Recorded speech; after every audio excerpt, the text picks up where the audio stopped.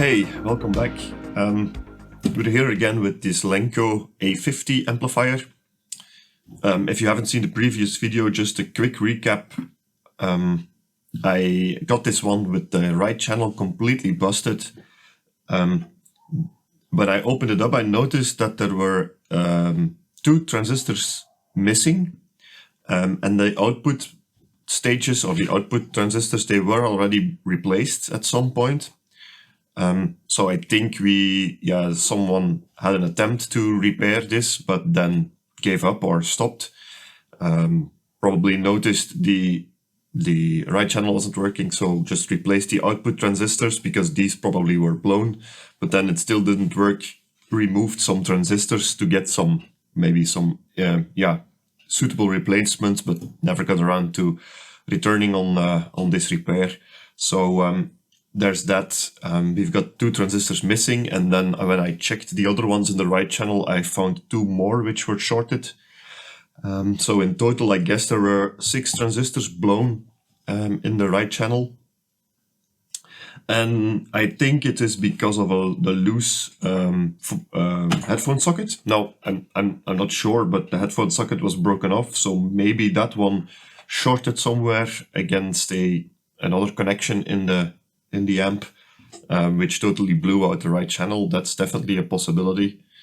On the left channel, well, I haven't tested it yet, but it seems to be working at first sight. We do have quite a bit of DC offset, 125 millivolts, if I remember correctly. So yeah, we'll also have to have a look at that. In the meantime, the only thing I did is I replaced here the bulbs with LEDs, but I'm really not happy of what I did here.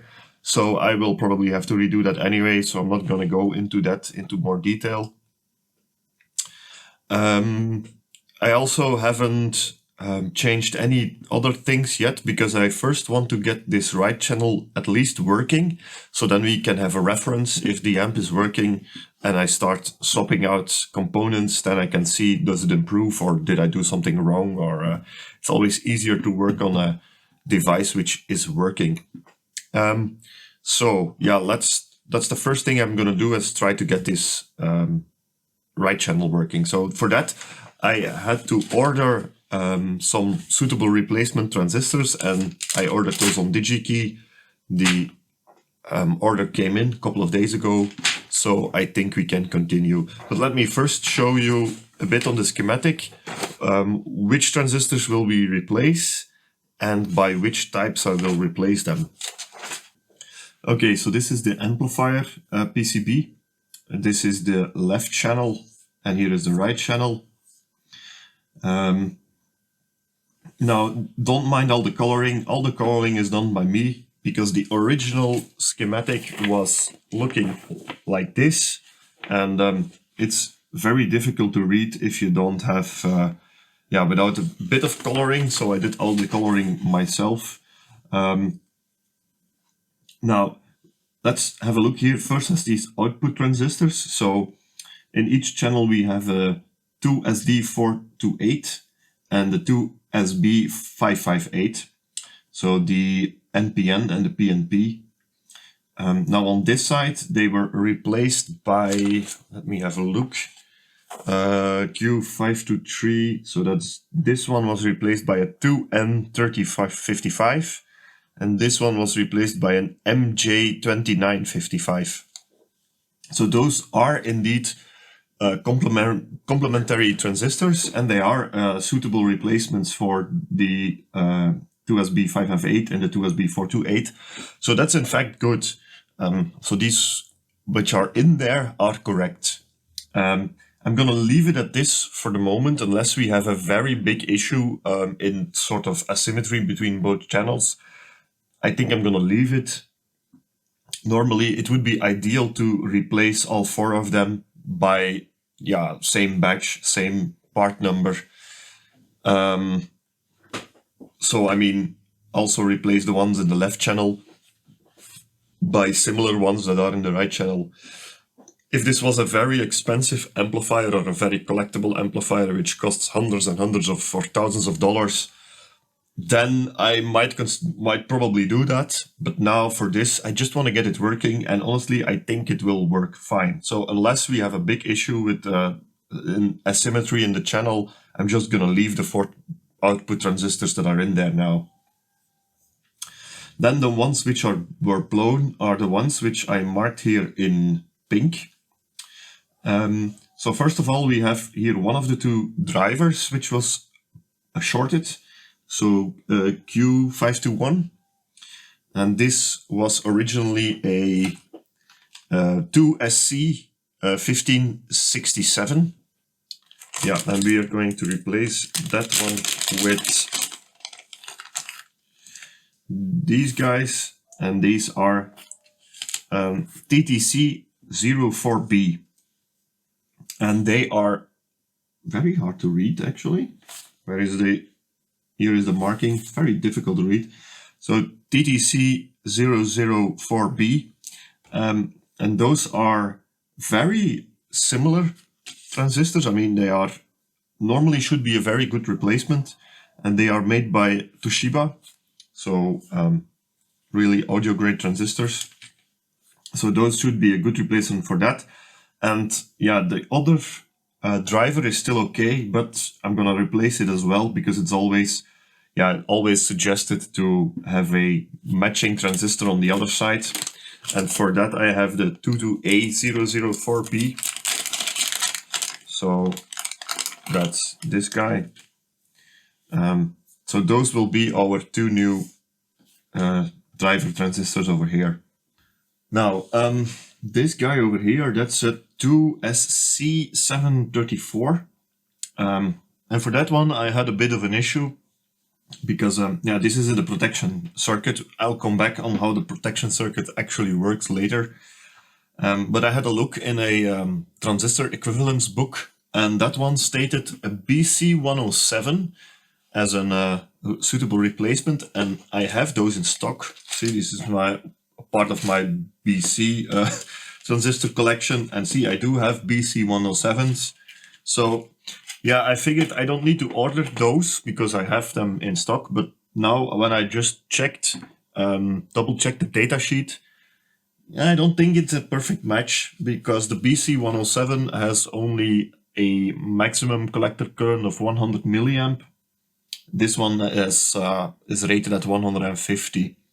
Now, I don't think that'll be a big issue, but since it is in the protection circuit, I'd like to have a better match anyway. Now, I had to go through my entire stock of transistors. I couldn't find any better match. So then I also have quite a big stock of old scrap PCBs. And I found one, after a long search, I found one PCB over here. It's I don't know what it's from. No idea. I picked up a stock of old scrap PCBs at some point, and it does have some transistors over here. And those are 6 SA1015s and 6 SC1815. And the 1815 is a much better match for the 2SC734. So I desoldered 3 of those, tested them, and they are still okay. Obviously they are not new, but I don't think that matters a lot. They're in the protection circuit, they're not in the audio part. So I don't think I guess it'll work. I made a comparison on the main parameters for the SC1815 and the SC734, and they are basically nearly identical, except for the collector to base voltage, maximum rated collector to base voltage, which is 10 volt higher on the original one, the 734. Now, I guess that won't make the difference. So I'm going to swap this one with a 2SC1815. Yeah, that took me quite a bit of time to find a suitable replacement there. Okay, so for the other one, in the protection circuit that was originally in 2SA561, and I'm going to replace that with a KSA1015, which I got from DigiKey, and that is a really close match to that one. I guess it's the complementary of this guy, so that should work pretty well. For the next one, which was also blown, and that was originally a 2SC828, and I'm going to replace that with a BC546B, which is a really good transistor, and I think it it outperforms the original 2SC828 on, I think, nearly every level. So that should work pretty well, including the noise. It's also lower noise. So that should work pretty well. We'll see. I had these still in my stock. They are new.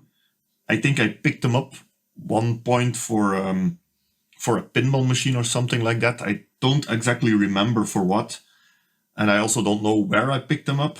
But yeah, I guess they are not fake. So we'll see if it works. I guess it will. Yeah, that's it. So these are all the 5 transistors that I will put in the amp board, and then hopefully we can get the right channel working. So enough waffle, I guess. So let me just pop these one in the board, and then hopefully the right channel will come to life. Okay, time for the moment of truth. All the transistors have been mounted. The only rather difficult one was this guy, because it had to thermally connect to the heatsink, because it has to thermally track. That's the BC, what was it again? BC546. And obviously the pins don't line up, and you also can't really turn it around because it has to touch the heatsink with the flat face of the transistor. So I had to heat shrink one of the legs and cross it over. But okay, everything worked out. I also replaced this resistor. That was the one that we suspected had caused all the issues. Well, I mean, was the symptom of the reason why I think that there was a short on the right channel for the headphone socket, because that is the resistor over here. Let me focus on that. That's this guy over here, and you see that's just in line with the headphone jack. And that one was overheated, and I pulled it, and it measured, I think, 460 ohms instead of 330. So I replaced that one with a 1 watt 330 resistor, 330 ohms. And I mounted it a bit higher above the board so that it can dissipate the heat. Yeah, and I guess it's time to power it up and try to power it up. I have the multimeter connected to the right channel speaker outputs, and I have the fuse for the right channel back in. So we'll see if we get something on the right channel. And I have on the dim bulb 40 watts. Yeah, a 40 watt bulb in series, so it's very well restricted. So let's turn it on. First dim bulb limiter. And let's turn on the amp. Okay, I don't have a short, that's already good. But I also don't see anything here on the... okay, I do have something here, but it's so close to 0 that it doesn't seem realistic. I mean, maybe do I have to... yeah, okay, I need to put the speakers in series. 40 millivolt. That seems healthy, actually.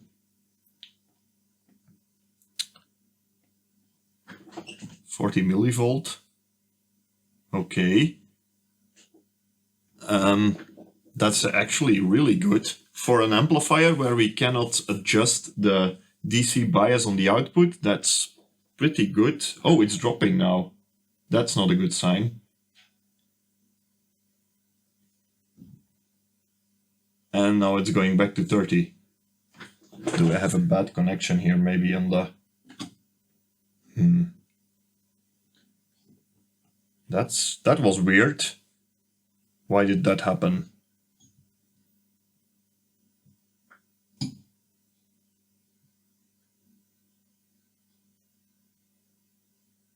What just happened here? See, why is this dropping to 0? Maybe the protect circuit kicked in. See, now we have again 30 millivolt. Let's see what we have on the other channel.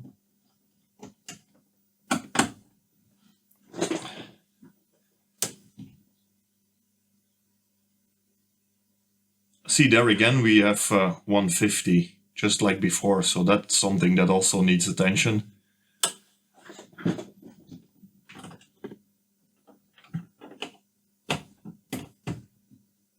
On this channel,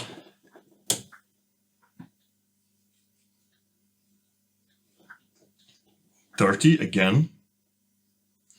Okay, I'm not sure. Let me connect up a dummy load, and maybe we can put a test signal in there and see on the scope what is happening. Okay, look at that. That is my right channel. I have a 1 kilohertz tone, half a volt RMS on the auxiliary input, only on the right channel. I don't have anything connected to the left channel, so the left channel is floating. So that's the yellow line. Don't pay attention to that. But I have, half a volt RMS on the auxiliary, and this is what I get. The volume control is more or less halfway, I think. And then I'm going out of the capabilities, what it can do with the dim bulb limiter in place. And I get 4.5 volts out RMS, more or less. Let's see if we can up a notch a bit. But yeah, my dim bulb is now kicking in because it's now limiting the power to, well, it's drawing 28 watts right now, and I only have 197 volt going in, so I'm just gonna add another bulb. And then we should be able to go a bit higher here. But the right channel is looking healthy. See, this now I have 12 volts RMS coming out, so that's already, let's calculate, 12 squared is 144 divided by 8, so that's already 18 watts on the right channel. Yeah, my dummy load is already getting warm. I have quite small dummy load resistors. These are 100 watt resistors, so it's not ideal. So I cannot run this for too long, but yeah, and also my dim bulb limiter is limiting the power quite heavily because it's now drawing 50 watts. So let's turn this off again. Now I'm gonna connect it as well to the left channel, and then we can see how big the difference is between the two, if we have a difference or how it looks. Alright, so both channels are now connected, and see, they are tracking quite well. They are not completely identical, but yeah. Let me just put one a bit next to the other that you can see them clearly, and everything's looking fine, honestly. I have the vertical scale now at 1 volt per radicule, so it's a bit so that's why they are going off screen. So let me just see. Yeah, there is something wrong here with this volume pot, because see this, I'm turning the volume pot now, but nothing is happening, and then when I go ahead, then it suddenly jumps up. So the volume pot needs to be cleaned, and I need a bigger bulb in my dim bulb limiter, because yeah, all the bulbs are glowing nicely when I go too high. So I'm gonna change the bulbs in my, or some of the bulbs in my dim bulb limiter, but this is looking quite well, actually. Okay, so I have in total 185 watts now on the dim bulb limiter worth of bulbs. So let's see how far we can get with those in line. Okay, so this is just almost 3 volts that is coming out now, so that's 4.5. Let me just change the scale here a bit. And here we are again at this dead point of the potentiometer. And I need to get past it, yeah, 6.75. And the dim bulbs are catching in again. I'm now consuming 67 watts. And I have 10 volts RMS on each channel at the moment. So the left channel has 10.3, the right channel 9.9. So you see they are not completely matched. And here we're getting again at the limit of what my dim bulb can deliver. See? So yeah, we need more. Okay, so let's do this quickly. I have the dim bulb limiter bypassed. I have the amp plugged straight into the wall. Let's just quickly see how far we can go when we go into clipping. So turning the amp on. And yeah, there is clipping. That's 22, a bit less than 22. Yeah, I can't really fine-tune it, or I have to play with the voltage here on the signal generator at the same time. Go into clipping, then reduce the voltage. There is clipping, that's 21 on one channel and 20 on the other channel. Let's turn it off. So let's say 20.5 squared divided by 8, that's 52 watts with both channels driven. That's quite nice, because that's more than what the specifications actually state, I think. Because they say here, C2 times 40 watts into an 8 ohm load at 1 kilohertz with both channels driven. So that's not bad. If you're wondering why I'm still not hooking up a speaker, look, so this is the right channel. I'm just measuring the DC offset now. That is 36 millivolts, which actually is not that bad. And it's dropping, but okay. Left channel, 140 still. And I would like to see that fixed. But maybe it's a good idea now to go over the power supply first before we continue troubleshooting the amplifier itself. I get the right channel working. That's already great. Maybe we should have a look and see if the power supply is okay first. Okay, so the main voltage supply should be on pin or point 612 and 613. So 612, that's over here, and that's 39 volts, more or less. And 613 is over here, and that's minus 39 volts. I think that's okay. Then the secondary power for the preamp and for the phono stage is pin 601. Where is that? Over here. That's 14 volts. That seems fine.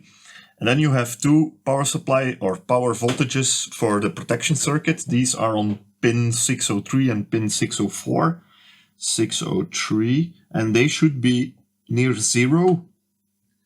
See, 603, yeah, that's 140 millivolt, and 604, it's minus 50 millivolts. So these should be near 0, and that means that the protection circuit is disengaged. So if the protection circuit is kicking in or is activated, then these should be plus and minus 26 volts, I believe. Yeah, so then they should be plus and minus 26 volts. So if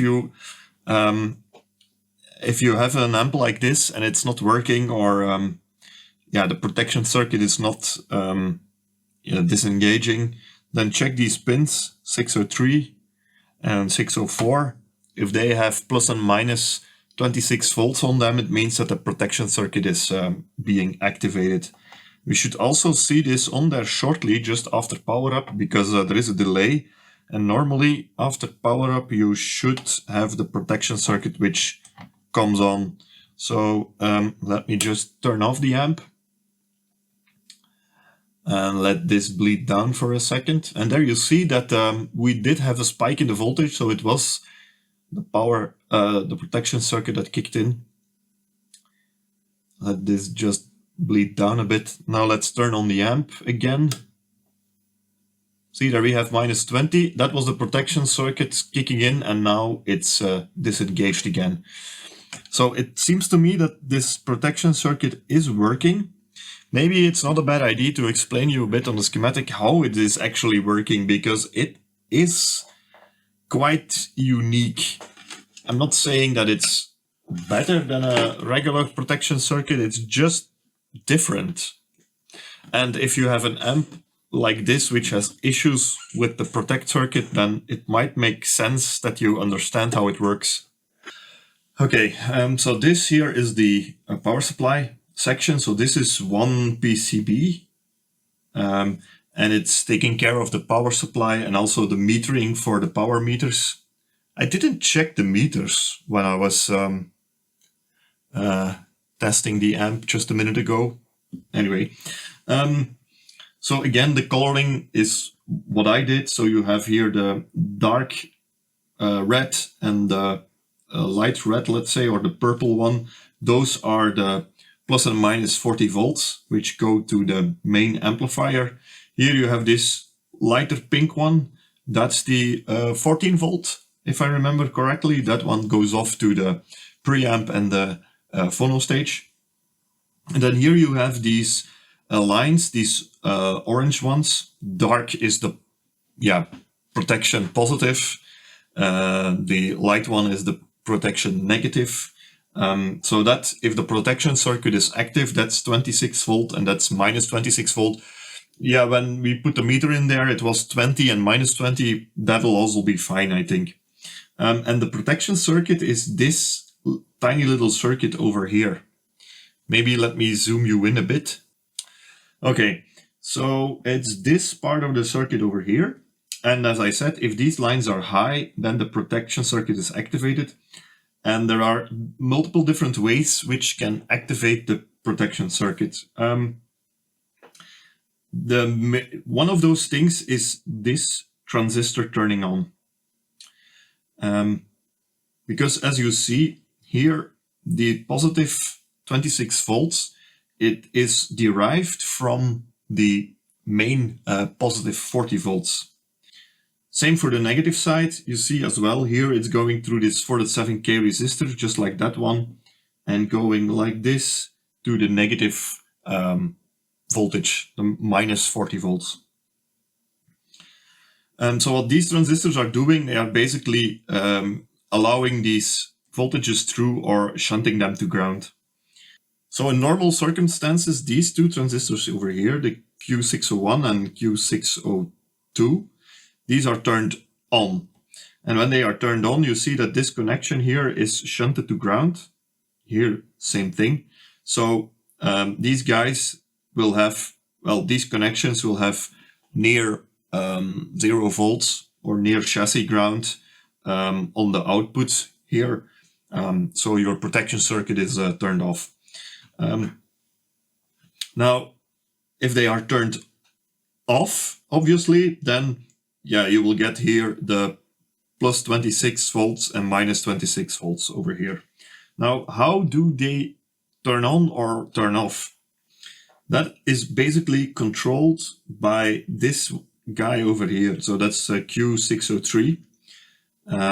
If that one turns on, then you see that we have here as well a shunt to ground.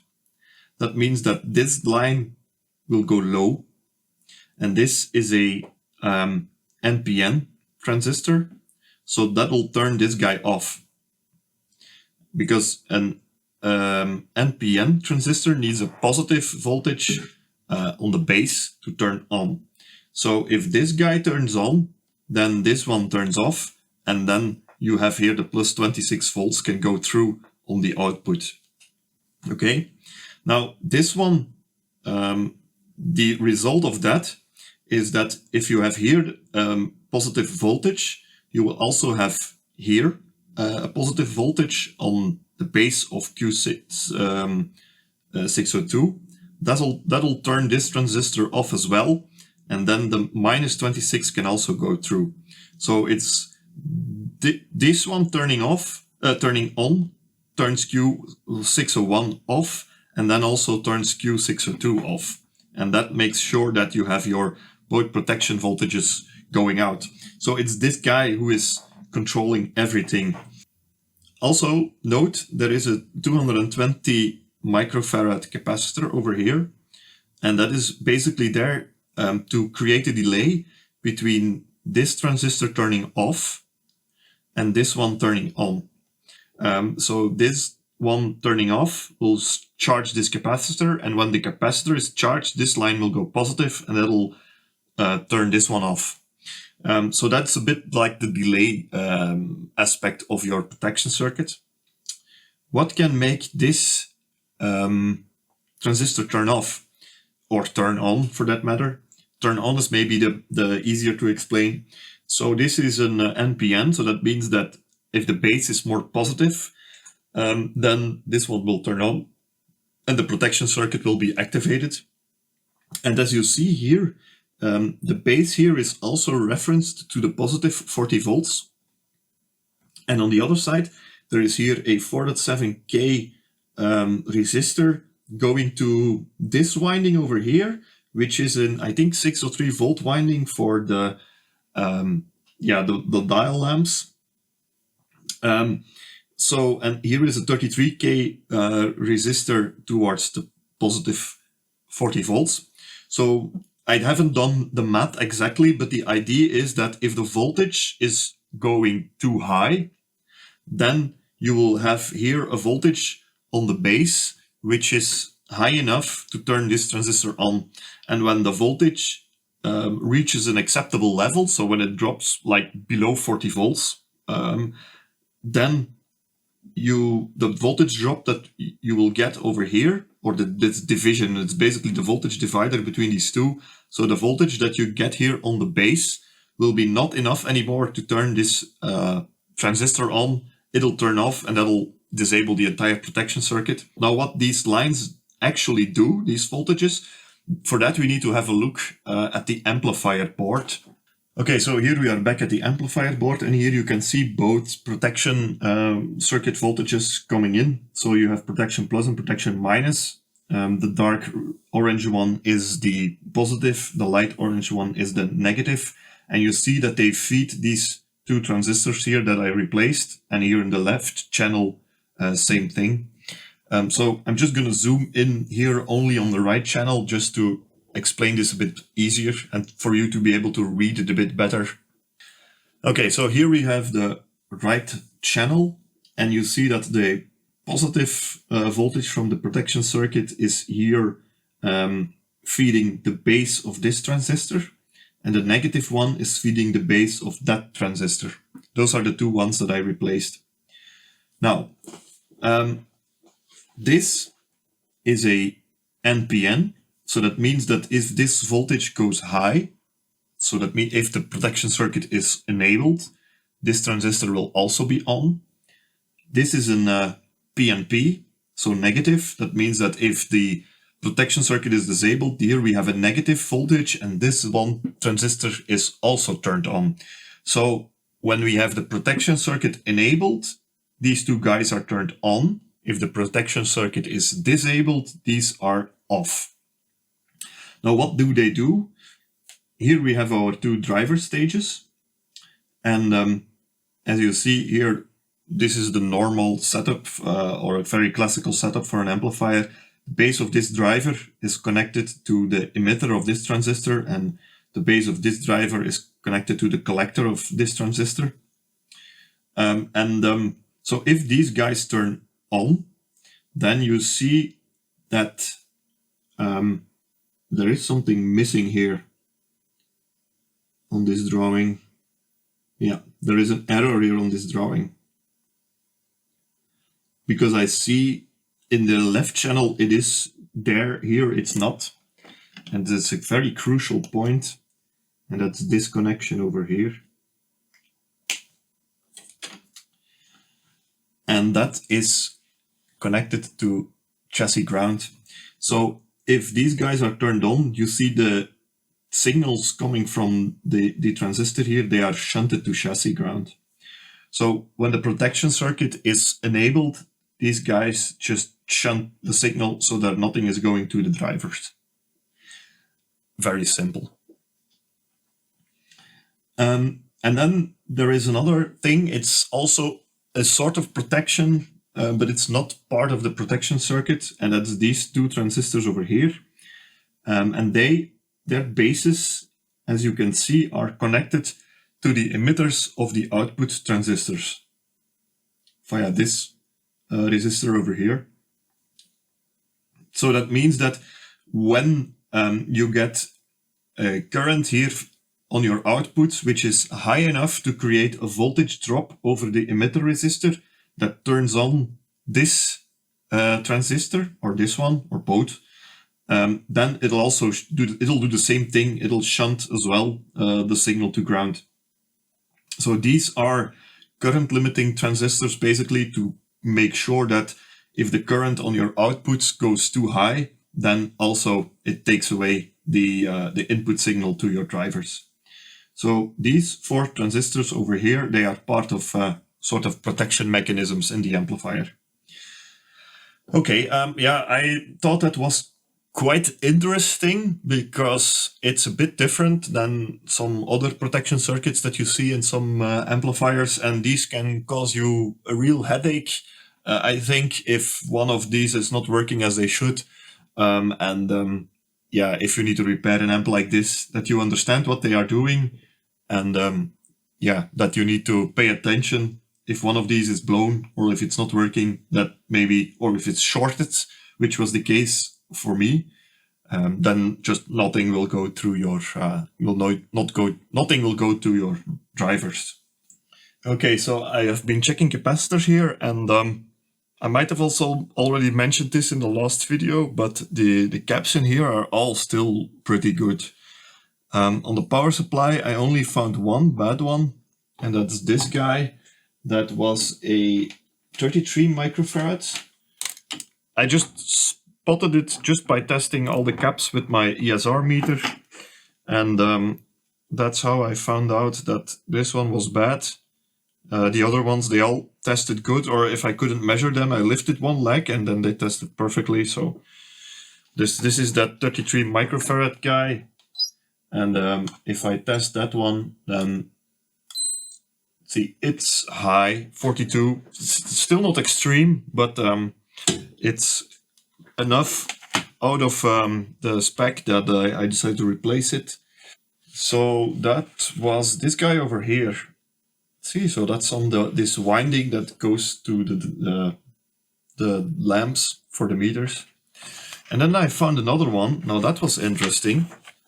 This one over there. That's a 47 microfarad, 35 volts. That's here on the left channel. Funnily enough, the complementary one, on the right channel was still perfectly fine. Let me show you. See, that measures 60 microfarad. That's too high for a 47. So that one got replaced, and just because I replaced that one on the left channel, I'll also replace the one on the right channel. The other two that I also replaced were these two guys over here. These .47 microfarad ones at the input. They are in the audio path. And one of those measured slightly high as well. I think measured .6. Now, it's difficult to measure these low value capacitors. I think they were still okay, but since they were in the audio path, I decided to swap both of them out anyway. The other ones were still perfectly okay. So normally I would just recap everything on an amp like this, but here, 80% of the caps are still fine. Also the big filter cans are still perfectly fine. So now I powered up the amp just now, and I still have the DC offset on the left channel. So what I am going to do, I think, is I'm going to pull the transistors of the differential pair over here, and then see if they are not, they drifted out of alignment or something, if they are still matched. Maybe replace those two, and then I hope I get this DC offset gone, but okay, have a look at this. I'm going to measure the voltage across the 4 emitter resistors. So each output transistor has a resistor on the emitter. These resistors are .33 ohms. Here I measure 10, let's say 11 millivolt. But okay, on the left channel, same thing, 11.6. The other emitter resistor on the left channel also 12.8. Okay. But this one on the left channel, 6.5. See, so we have 11.5, 6.7, 12, and 13. So I guess it has crept up in the meantime a bit. Yeah, see, so 12, 12, 13, and 7.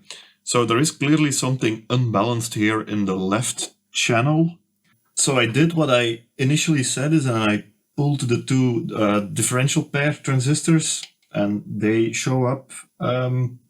See, one is showing a gain of 327, and the other one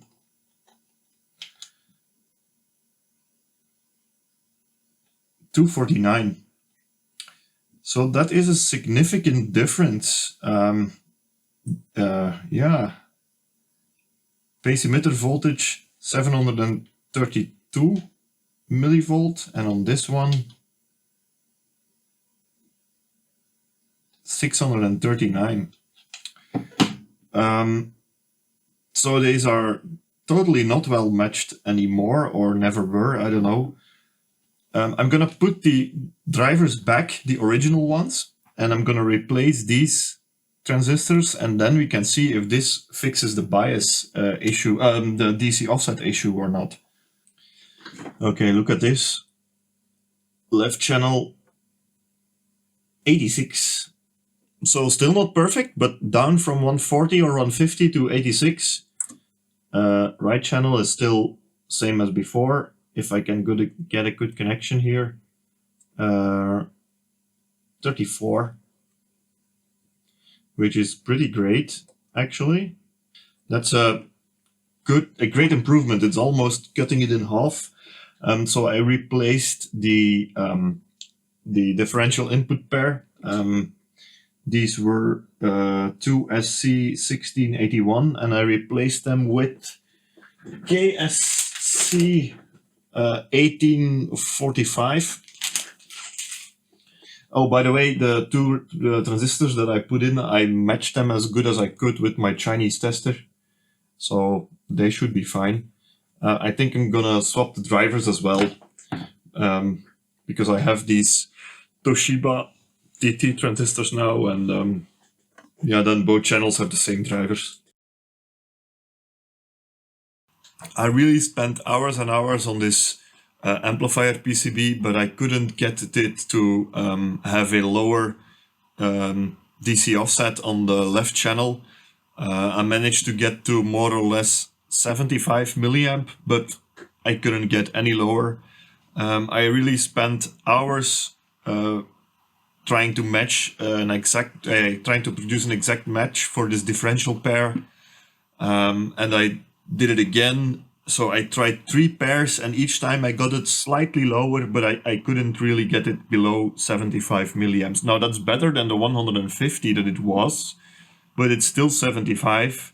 I changed the capacitors for the left channel, didn't change a thing. The drivers didn't change a thing. I swapped around here this guy, so the 2SA777 with the one on the right channel, didn't change it. So I swapped out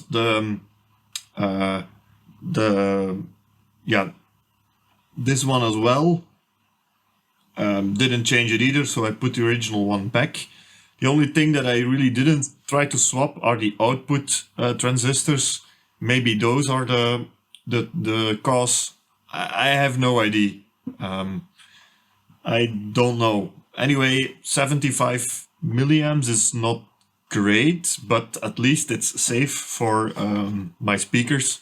So I decided to hook up the speakers and it's working. See? Left channel, right channel. So the meters are also working.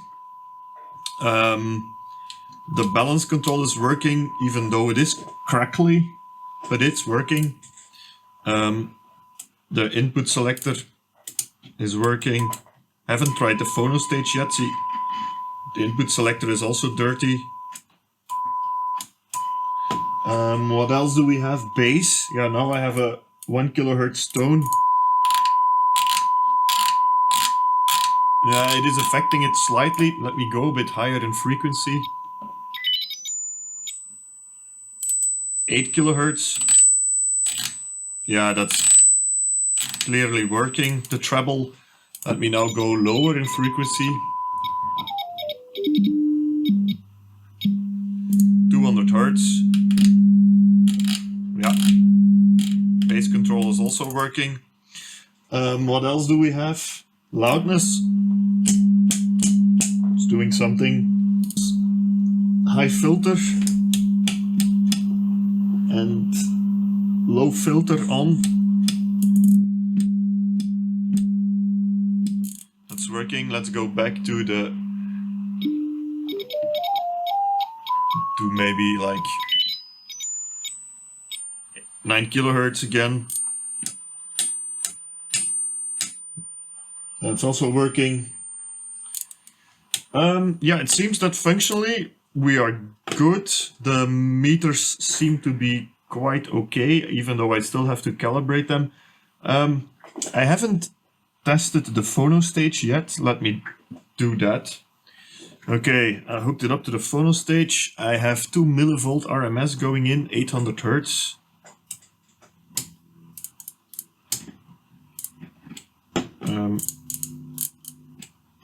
Can only hear hum.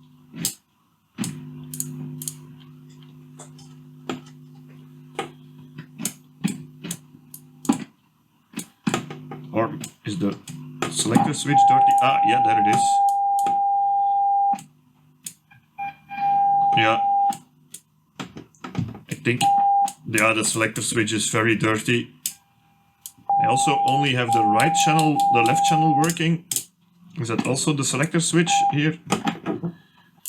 One of the controls is blocking the right channel from going through.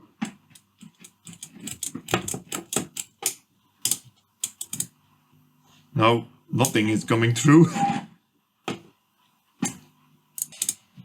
Let me clean this function switch before we start panicking, because that one seems to be really, really bad.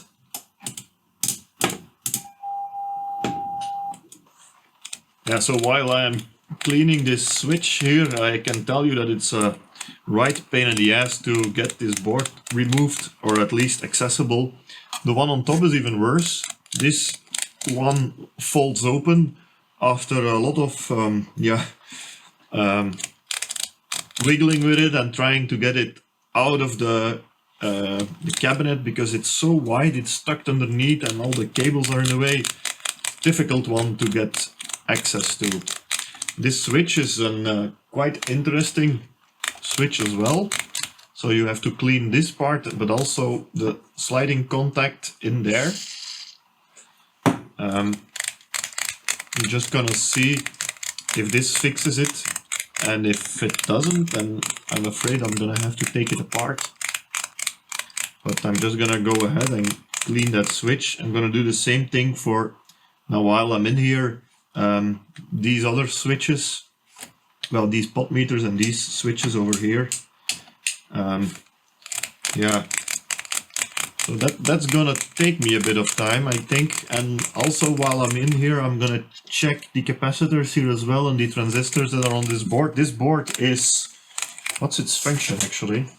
Well, that's the microphone and selector switch board. So that does have the microphone amp on there. Yes. That's probably this section over here with these transistors. Okay, the phono stage, what is it? There are two phono inputs here. Phono 1 is working, but still only left channel. See, if I don't turn the balance to the right, everything dies. I also, on the VU meters, I only see the left channel working, so the right channel there is not working, and I don't think it has anything to do with the selector anymore, because that one seems fine. And oh yeah, on phono 2 we have this weird kind of motorboating sound, so there is also something not right. If I switch to the auxiliary, then both channels are working perfectly, so I guess I'll have to see where we're at and where the issue is here. Maybe there's something bad on the phono stage as well. Yeah. Okay. Is it perhaps again this bad contact over here? Ah. Oh no. Great. Let me turn the balance all the way to the right channel. Ah. Okay. We have a bad contact here on the breakout between the preamp and the amplifier. These connections are dirty. Let me clean these ones up. Such a stupid thing. Ah, that's stupid. Okay. Okay. I think all the switches have been cleaned. Here on the output there, this link which wasn't working. There was a solder point which was broken, so I resoldered that. Now that's working again. And I cleaned all the switches. There were some, also the speaker selector switches were also dirty. They got also needed to be cleaned. I made a decision in terms of the capacitors, because I checked here the capacitors on the preamp board, including the tantalums. They were all perfectly fine still. So I made a decision that I am going to swap out all of the ones that are in the audio pod. Good or not, even the good ones will get swapped out. All the other capacitors I will just leave in there. But here, the tantalums, there are 4 tantalums here on this preamp board, and they are also, see, they are testing fine. They are much better than the ones on the phono stage, even though they are the same capacitance, 2.2. They test at a significantly lower ESR, so these are still okay, but I'm gonna swap them out anyway with audio grade Nishikans. Oh, that's not okay.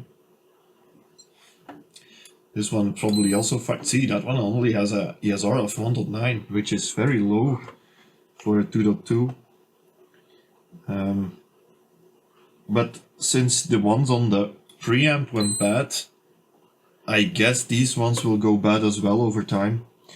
So those will be swapped, and all the other electrolytics which are in the audio pod will also get swapped, and the rest I will just leave them alone.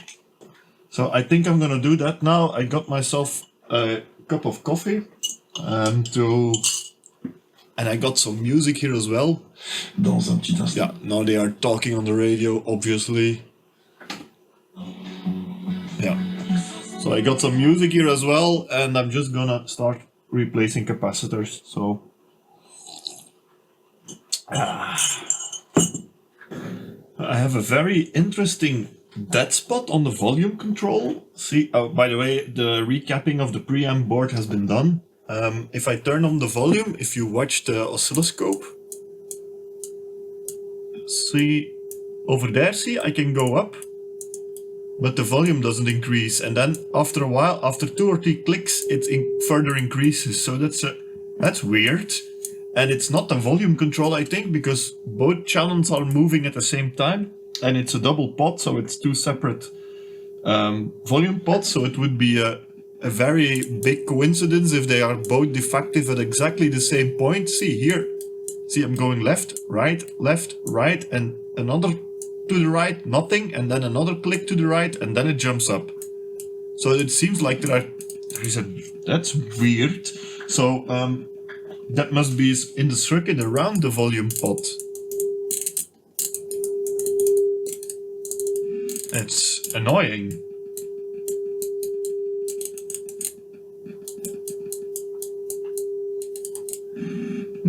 If anybody has an idea, let me know. I have no clue. This is very weird.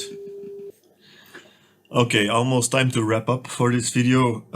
Let me first show you what kind of DC offset I now have. This is the left channel.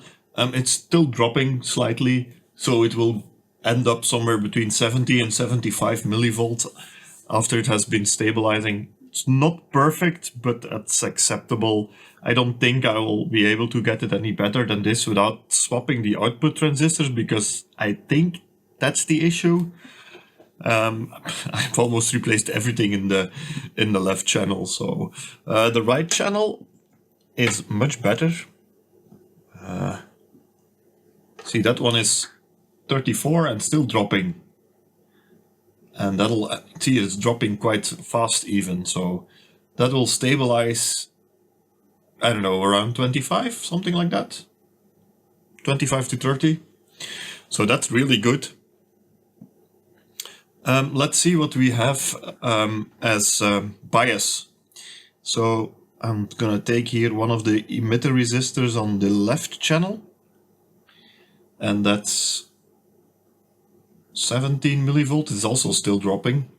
I think I'm gonna let the amp run for 5 to 10 minutes or so before doing these measurements, because you see everything is still stabilizing. But I do think that the bias is set a bit too high. I have been running a bit of a load, 5 minutes ago, and yeah, the heatsink is still warm, so I do think that it's a bit too high. Let's see. So this is first emitter resistor on the left channel.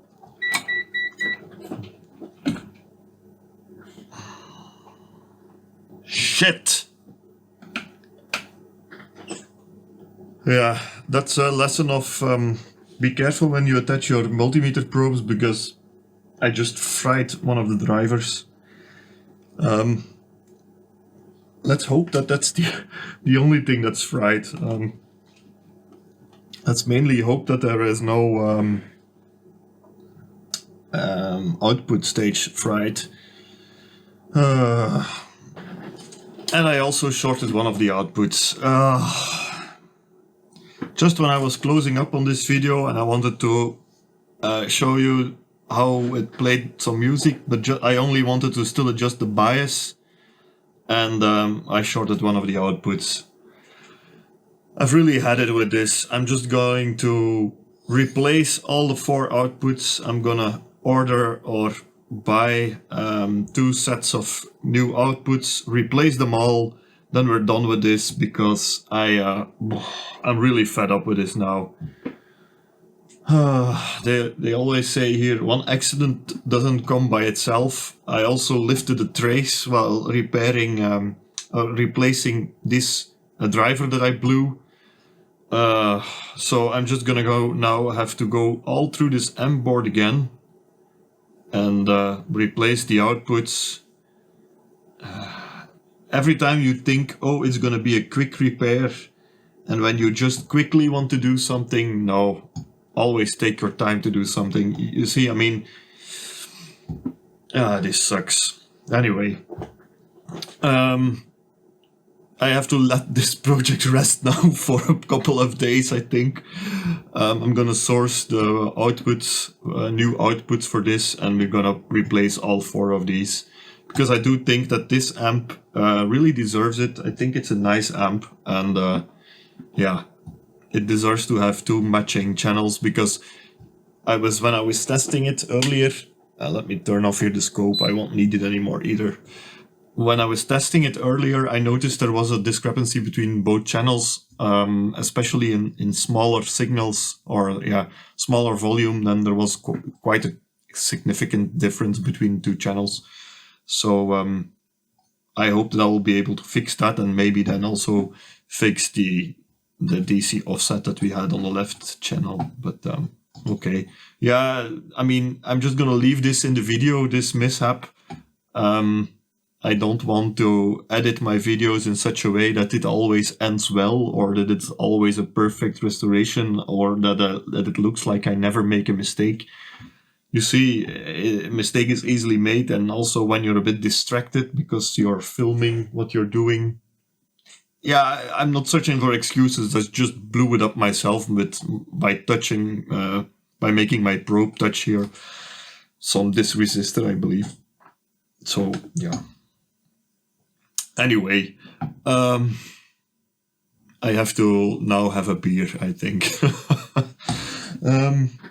I'd like to thank you for watching anyway, and I hope I'll see you in the next video, because then I will get this fixed, I'm sure. So, see you later.